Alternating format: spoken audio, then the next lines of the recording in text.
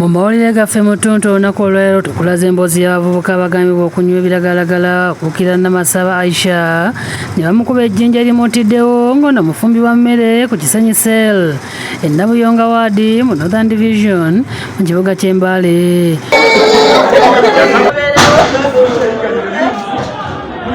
Abavubuka babiri babadde balwanagana ne bayingira mu parking yard ey'omuntu. Kati omukuumi wa parking yard eyo n'abagamba wano temulwanirawo, bakyuse ne bava mu kulwanagana ne badda mu kubo oyo omusirikale oyo akuuma parking yard.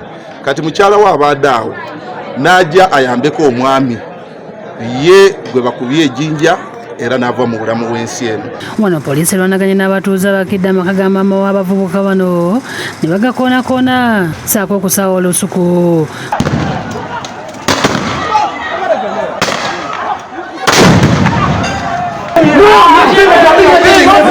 Poliisi waliziddwa okuba tiyaggaasi n'amasasi mu bbanga okugumbulula abatuuze ababadde beesomye.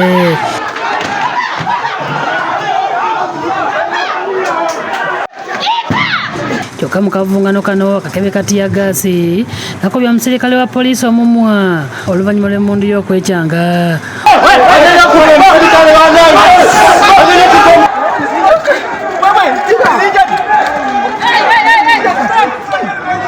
Abasirikale bengini bekubidde musirikale wabwe munabwe tiyaggaasi mu kamwa. Omwogezi wa poliisi mu bitundu bya Elgon Roger Statika agambye nti okwekebejja omulambo ogwa Namasaba kuwedde era alipoota eraze yakubiddwa mu kifuba omusaayi ne gwekwata ekyanviiriddeko okufa.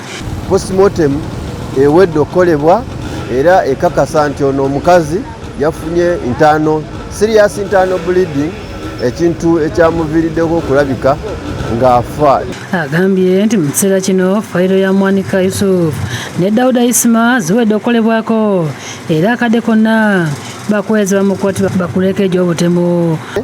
Era tubalina mu kaduukulu kaffe wano omusango ogwabaguddwako gwa kutta muntu, era wenjogerera fayiro zaabwe tumaze okuziweereza eri omuwabi wa gavumenti okulabika ng'aziyitamu akaseera konna babeere nga basimbibwa mu kkooti.